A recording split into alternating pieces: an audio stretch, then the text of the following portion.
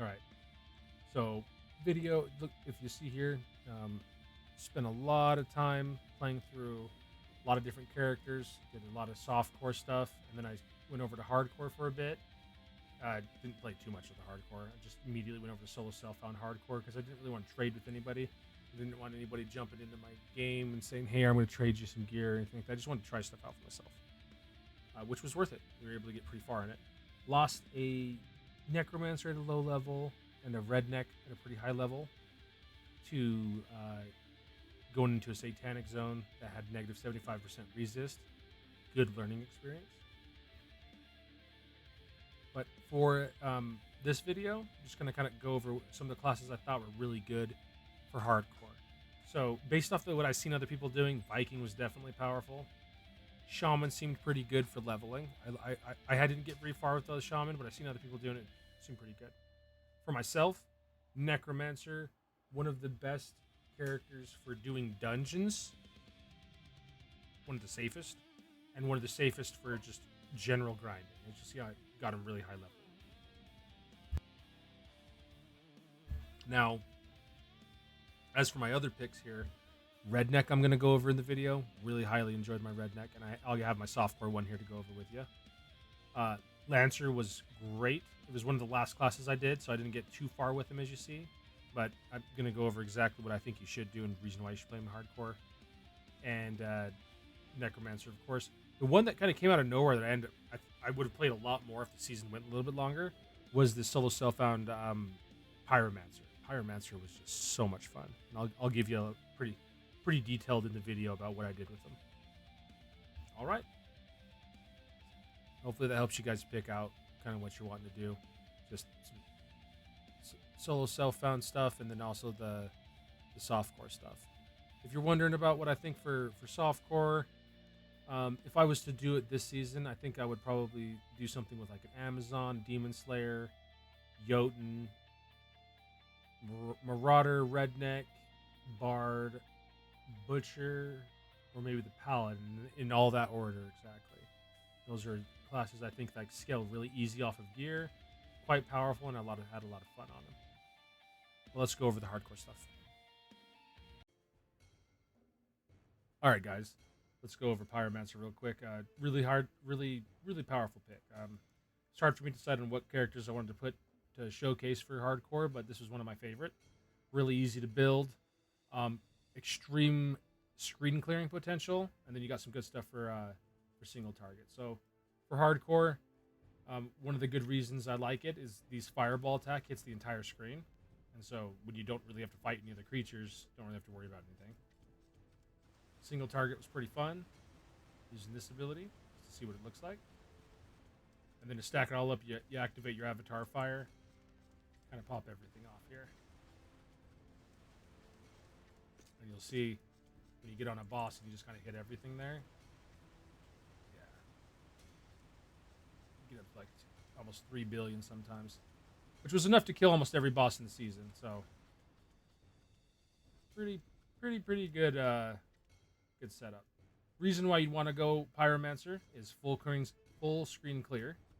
The fact that it does have the ability to kill bosses, and then this ability right here. So in hardcore, there's nothing better than damage reduction and HP. This build gets to build HP because it affects this aura we're using, Fire Aura, Scorching Aura, and then whenever you use the movement skill, which is going to be his Phoenix Flight, it has a special ability right here called Molten Feathers, which gives you damage reduction while in Phoenix Flight is active, 75%. What makes it so powerful, as you see here, the moment we hit it, we get that buff, and it lasts for about 5 seconds. 4 seconds, 5? Yeah, 5 seconds. Damage taken reduced by 75%. So as long as you constantly are doing that every once in a while during fight, you don't have to worry about your damage reduction on this class because they have it taken care of. And as you see there, as soon as he uses it, 75% for both of those. So quite powerful for hardcore, and that's why we're going to go over it. You have an aura that you're stacking HP to do the damage. So we've got like 18,000 hit points here. And then you also have the pretty good clearing potential, so you don't have to worry about really getting overwhelmed ever. And then you have the 75% damage reduction all the time. So quite the powerful class. If you kind of want to know how we built it, here's the gear. To get into Inferno, didn't really have the Chaos Walkers or whatnot. We had to use the Flame Boots and whatnot. But after you get into Inferno, immediately upgrade to like Girdle of War, because HP stacking is really great for this. Chaos Walkers were really powerful for it too. With the new update, new season, not going to be as powerful for Chaos Walkers, so you can kind of use the boots you're going to get before you even get into Inferno. Crematorium's Pledge is going to be the best in slot for your shield.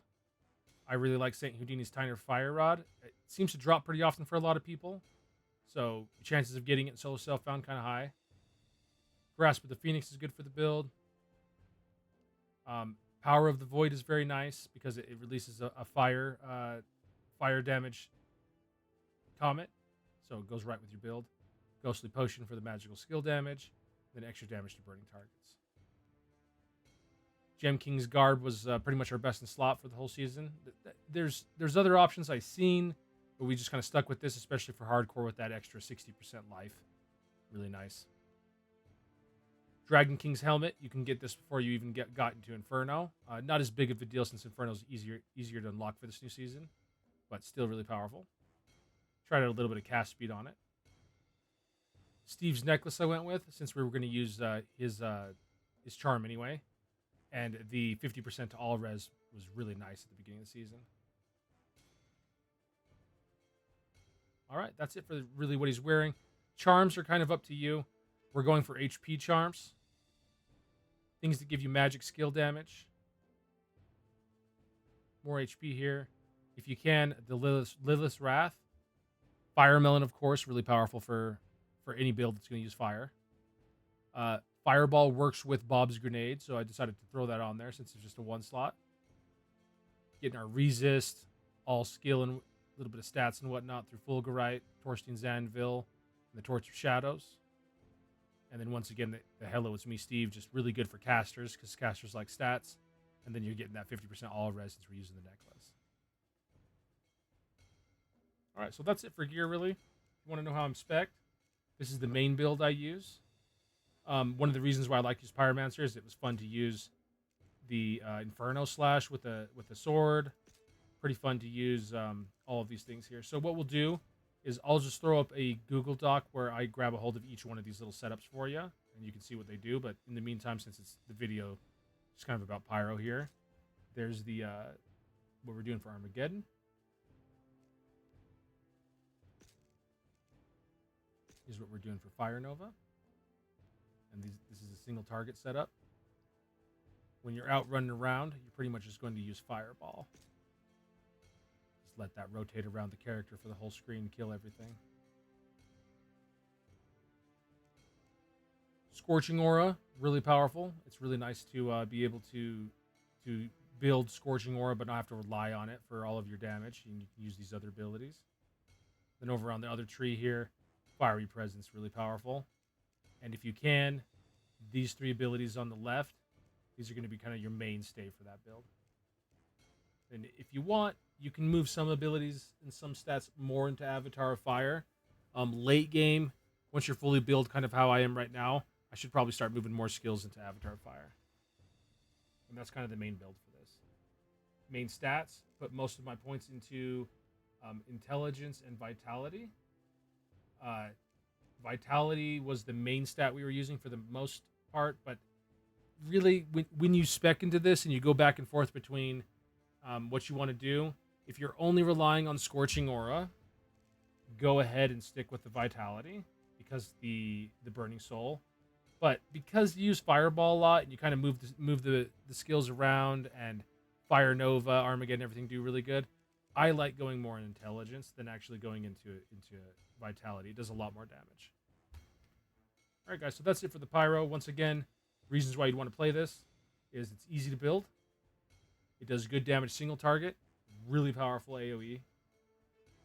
And then you're going full into max HP, and you get 75% damage reduction all whenever you do a move. So lots of reasons to use it in hardcore. And what I'm saying with the full clear is your main build is using this for single target and also having the Scorch kill creatures. But the big thing here is Fireball's so powerful that you're just kind of walking around the entire screen here and you just kill everything. And you most of the time won't even see creatures to kill. And that's why using something like the flip-flops and whatnot just to make yourself so you move faster when you're using the skill, pretty preferable when you're leveling. And as you see, we haven't even seen a creature yet, and that's because they're all just dead before we even get to them. Really powerful build.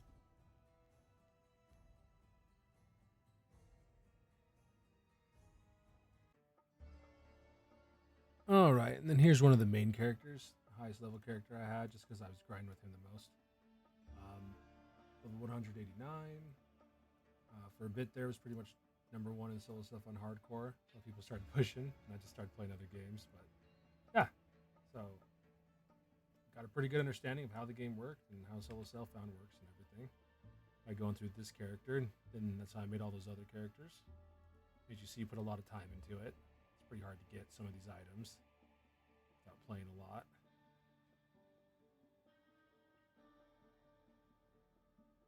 So, I'm pretty sure there's a lot of guides out there already for making the life stacking Necromancer. The thing that you'd probably have a hard time doing is just figuring out how to finish out the arcane and whatnot. I figured I'd go over, just kind of show people like how it works and then what you're going to kind of do, just in case you're confused. Because when I was going through them the first time, I figured, hey, this will be the first character I use that kind of sees what other people do when they do this life stack and stuff. People keep bringing up to me, but I wasn't sure if they're explaining it exactly the way I wanted, so I'll just do my own explanation of it real quick. The whole build, just so people understand how it works, is you're revolving everything around summon damage.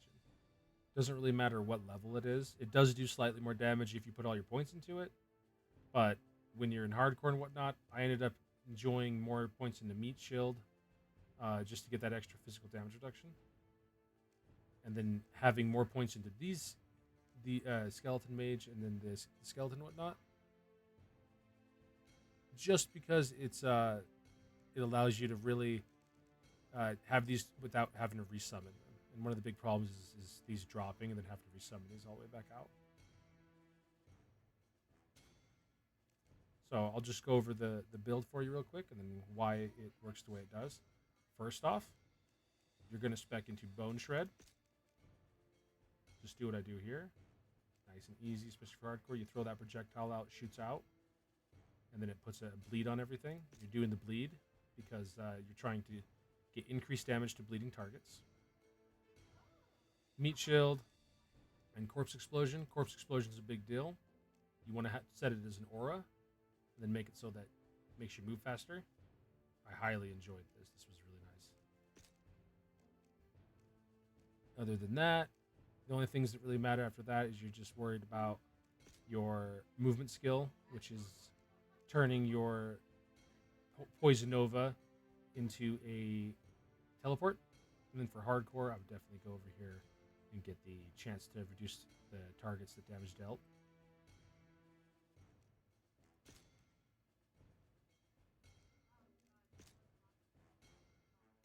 Damn Legion, there's not really any points to change. You have to go this if you want to do the life stacking. I've tried to think of different things to do, but this is what you have to do. And all the damage comes from your life. It's not really their life. Like you think that you're going to increase their life enough to make it matter, but it never really does. It's just your hit points. Mage, they're putting up fire. All that you care about is that they inflict burning. Skeleton's tank. You can, once you get enough crit, because it's based off your crit over here, you can go into Weapon Beyond Grave, get a few less of them, but they'll actually crit a lot more often. And it actually will proc a lot of crit effect items that I had, so go ahead and try that out. It's kind of nice. Anyway, how this works, just so it makes a lot of sense. Vengeful Spirit puts the poison debuff up. This puts the fire debuff up. And when you have items that it lets you do more damage with poison or fire, when they have the effect on the creature, big deal. He does all the damage. These guys pretty much just tanking for you. So that's what you're going to be doing. And then for damage, let's give you a little showcase, because I think this is the best way to help a person understand exactly how you scale this. So for right now, we have 28,000 hit points. That is a lot of hit points. The only way you're gonna get there in solo self-found is having like a Leviathan's carcass and having a whole bunch of other stuff with jaw runes in it and whatnot. So that'll be late game. But before then, you do just find like 10, 15, 12,000. That's the showcase of this. Is a lot of people have the build video out there, so kind of follow what anybody's doing for that. But to show you exactly why you're doing damage and how you scale it, kind of helps you out a lot. So you'll see we're only hitting for about 700 million.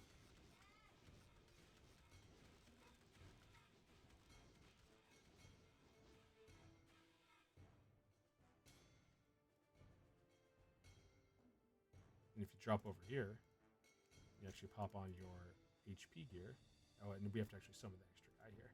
So we're going to pop on Sacred Aegis, which I think is the best for getting a huge amount of HP. Just look at the bottom there, 942, 650, and 50%. It's crazy.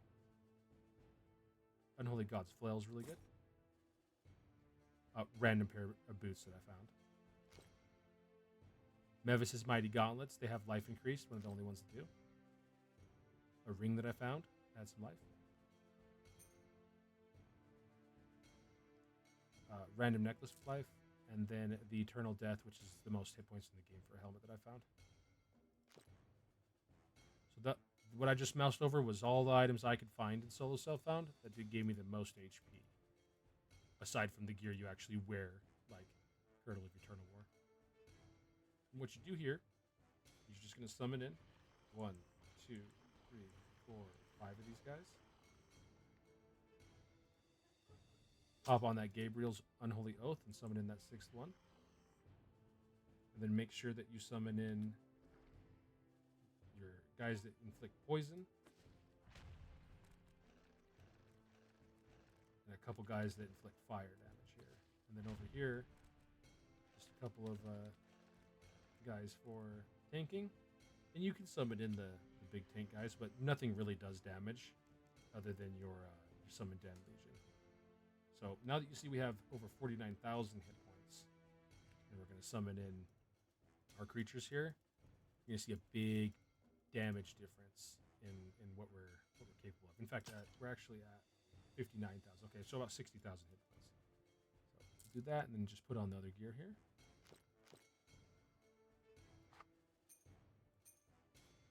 Oh, that was actually the more hit points.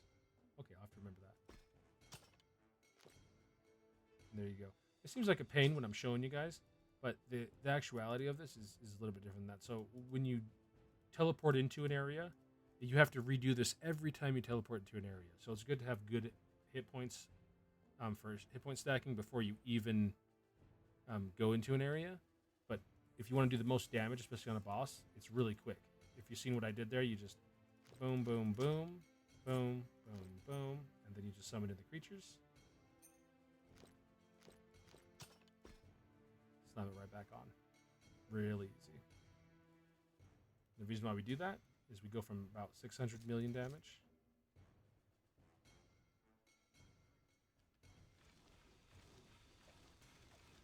now we're hitting for billions. And then as you see here, we're using the Pit Fighter Skullcracker, so that extra damage to bleeding targets. So if we want to do a lot of damage, we just start popping that off. And there you go. We're going up to 4 billion. So that's how that works. I just wanted to go to show, because I seen people showcasing killing bosses and all sorts of stuff when I was making this class, but no one's really showcasing exactly how it works. So that's how it works. You have the interaction of the burning damage to creatures. You got the poison damage to creatures. Or not poison damage, but damage to poison creatures. And then the Chaos Walkers. And then you got your Pit Fighter Skullcracker here.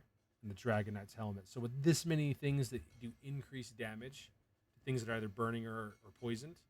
And since your summons always are able to do that, massive damage there. And then there's a lot of extra tips, but I don't know how much people care too much about Necromancer. But if you do, I can make another video. There's lots of things like you can throw this on, go get hit by a group of creatures real quick, and if you look, its duration's massive. So it lasts for 480 seconds, and you get 33% life and 33% mana. So you pop that on, pretty big deal. All right. All right, guys. Next one's Lancer for hardcore. I mean, even for softcore, it'd be pretty good. The one thing, so we'll go over the strengths first, just so you know if you even care about the class or not. So some of the big strengths. Let's just go on the skill tree for you. For hardcore in particular, you have Shield Wall. You cast a wall of shields around you, blocks monster projectiles, and then deals physical damage on hit. Arcane too, and they're going to buff the arcane aspect of this. It looks like in the coming season. So what makes this really strong is you're going to be immune to all projectiles, pretty much all the time. Counter makes you do a bunch of damage, and you're going to have maximum life and maximum life. So he actually has two passives. One that gives resistances and maximum life increase, and another one that just gives maximum life increase and vitality. So they're a little bit less than the than what you get from the Redneck, but you get vitality with this one, and you get resistances. So depending on what you need to do in hardcore, pretty powerful stuff there for that kind of build. The fact that you're immune to projectiles, you have two different avenues of becoming more tanky, and you also have an all res. And then another crazy thing is Shield Wall. When you spec for this correctly, and you have honed defenses, which I'm going to show you right here, you're able to increase your max HP, and your damage return, and your life replenished per stack. So if you see right now, we have 14,000 hit points. The moment we activate our abilities here, and we just kind of walk in and have the boss hit us, or really just projectiles, you're going to keep it up permanently, pretty much, up to 26,000. So 14,000 to 26,000, pretty massive. And you're immune to projectiles. Pretty powerful stuff for hardcore. Throughout the shield here, I thought we'll show you real quick, just without having too much investment in the character. Just chucking the shield out, some pretty good damage, enough to really kill bosses pretty well. And then for clear,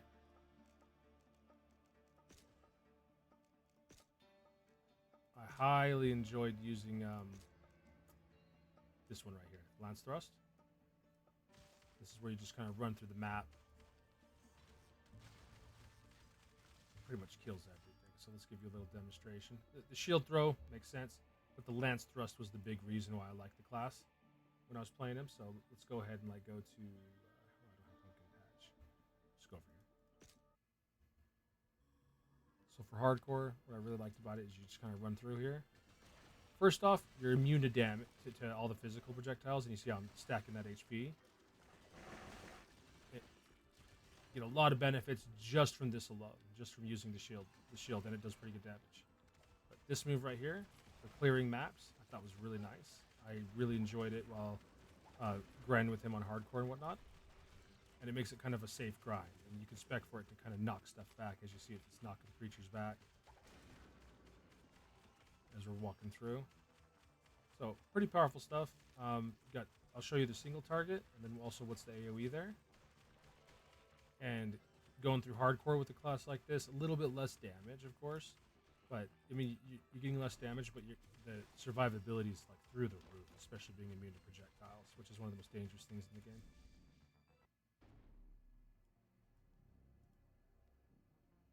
So, for gear here, nothing too crazy. Most of this can be obtained before you even get into Inferno. I'll just mouse over everything, since in this game, most of the gear, not a lot of crafting to talk about. It's just kind of do you have the item or not?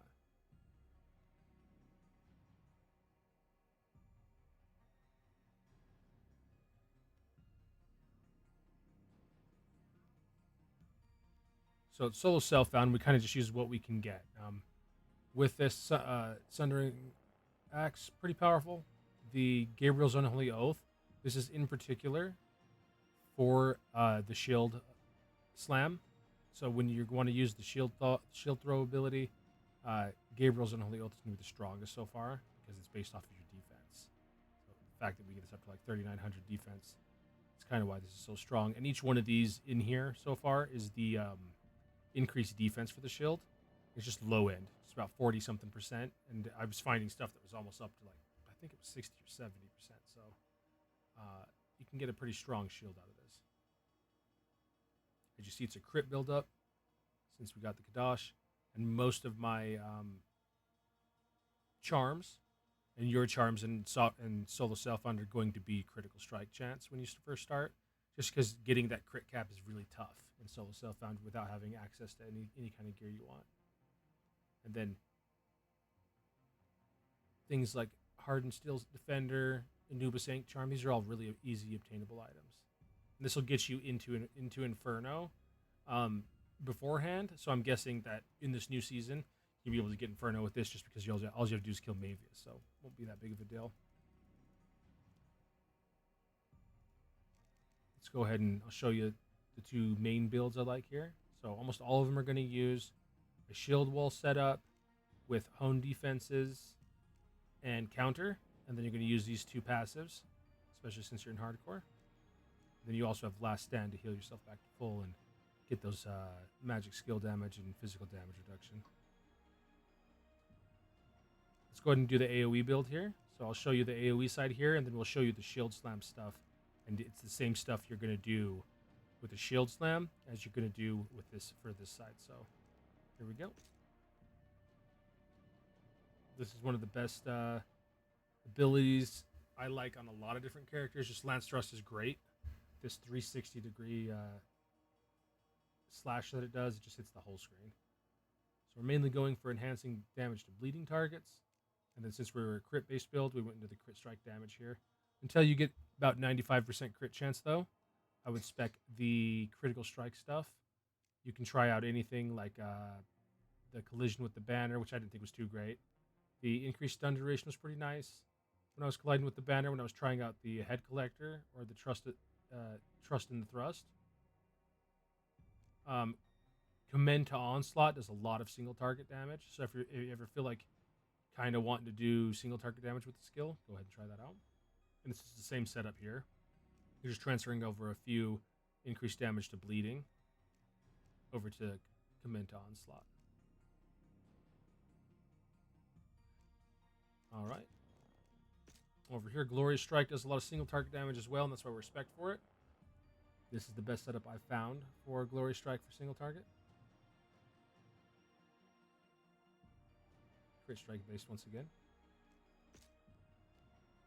And then when you want to, I think it's really important to know that armor break is a big deal. So if you're going to spec into Armor Crush with Battle Charge, very powerful. Or if you want to, you can just go into Crushing Lance and you can get that 125% armor break from the Pulverizing Shock. It's just you're going to have to throw a few of these out first before you start combat. All right. So that's it for the AoE build. The one that you're going to be more interested in is just the single target shield throw or shield slam. This is probably standard to what anybody that's going to be playing Lancer is. The moment you get on the class, it leads you into doing this kind of a build. So figuring it out's pretty simple, but it does do some of the most single target I've seen for the class. So shield wall. There's a few ways to set this up. For hardcore, I stick with the Porcupine Carapace or the Insatiable Bulwark. Now, if you're in softcore, I would go with the Gravitational Aegis every time. The Aegis, it's just better. It does more damage. It hits more area. It's just stronger. But for hardcore, stick with the Porcupine Carapace. You do not want to have a moment where you don't have the shield surrounding you. So for softcore, mass damage, gravitational. For hardcore, stick with something that's always going to keep them circling. Next big thing is, once again, hardcore. So going into the Knight's Vigor first, because we get the most HP out of it. And then if you need some resist and life, go over here. 1 point in last stand is all you really need. You're mainly just using it to heal yourself back to full real quick. Here's what we're doing for counter.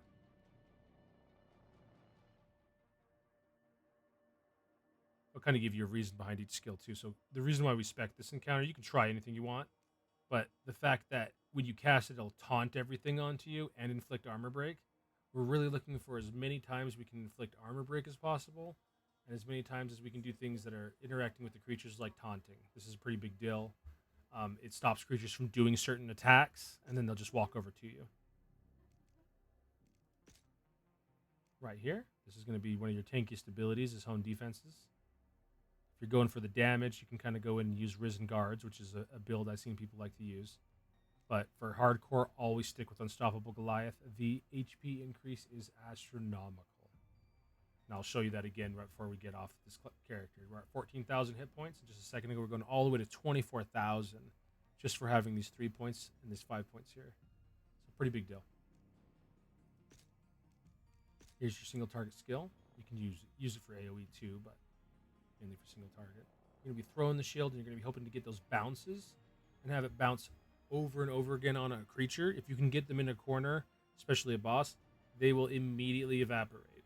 So it makes the build pretty strong. A bunch of different ways to build it. I like to get up on the creature and kind of have this chance to summon an orbiting shield.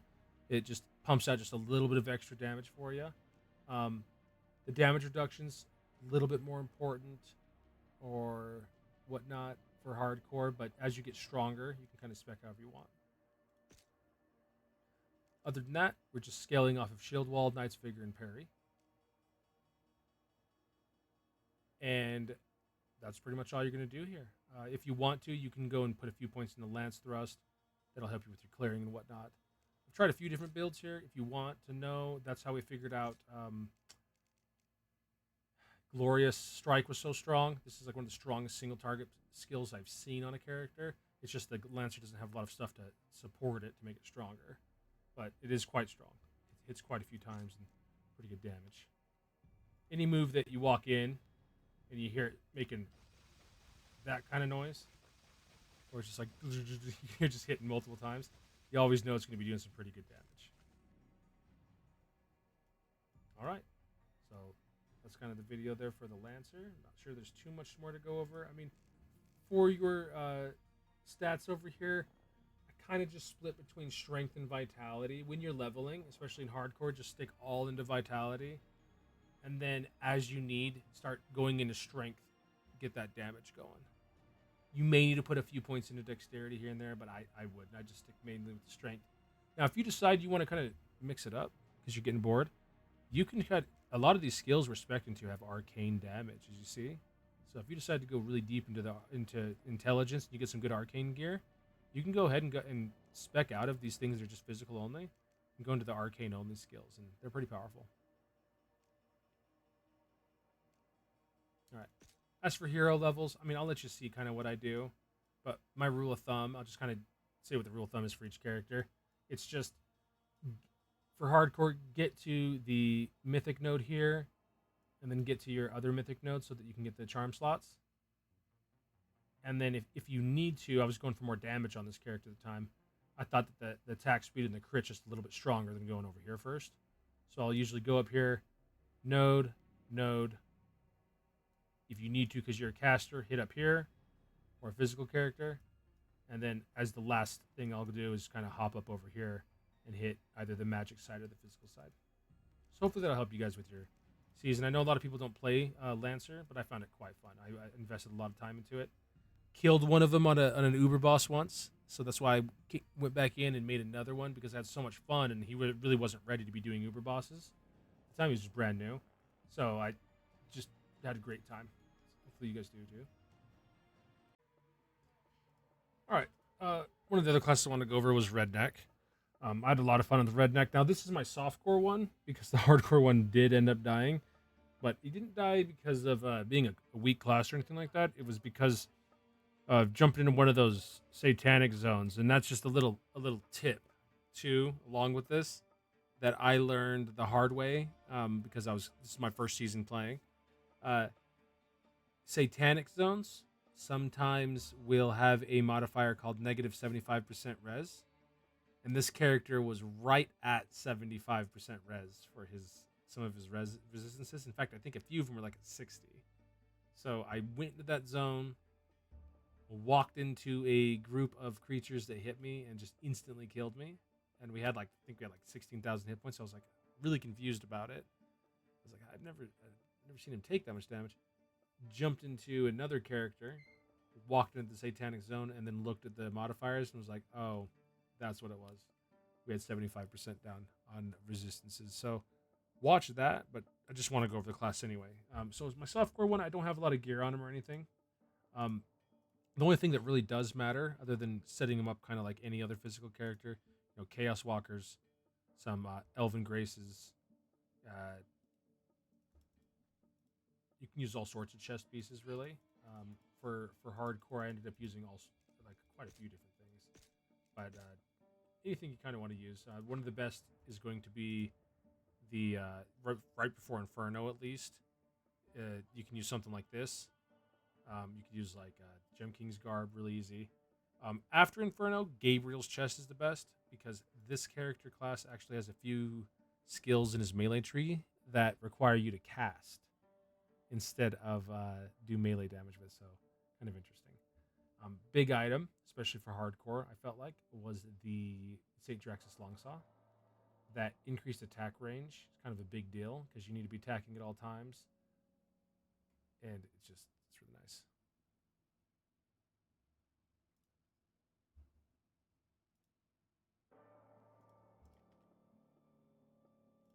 Reason why I like to use them in hardcore is they have everything you need for passives so that you don't really have to spec for anything else. So if you're using a chainsaw, you got your attack rating and your damage taken care of from here. Your durable wear, massive defense,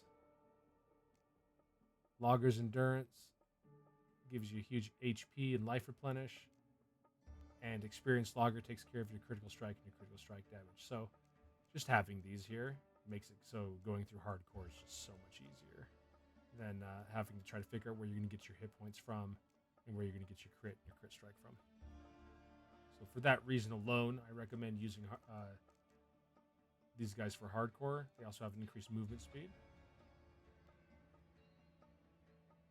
You can level with trucks and whatnot, but I ended up just switching over and over again to these different builds for chainsaw, and I really like the chainsaw.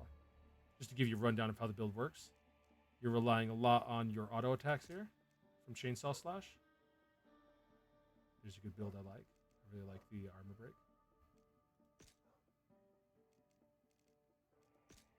Rogue Chainsaw. This helps you do a little bit of AoE clearing. When you have Gabriel's, use this. Before that, I would just use the spinning chainsaw over here. The homes in on creatures. And then most of your big damage is going to come from this Tree Trunk Triumph. So you're going to have a Falling Forest come down and do damage, but the big damage from this Falling Forest, in fact, let me just kind of switch up what I have here that I was testing, is going to be from these Splinters and from this Explode right here. So you really want the stacking Splinters and the Splinters here to be maxed out because this will just annihilate creatures when the Falling Forest goes down.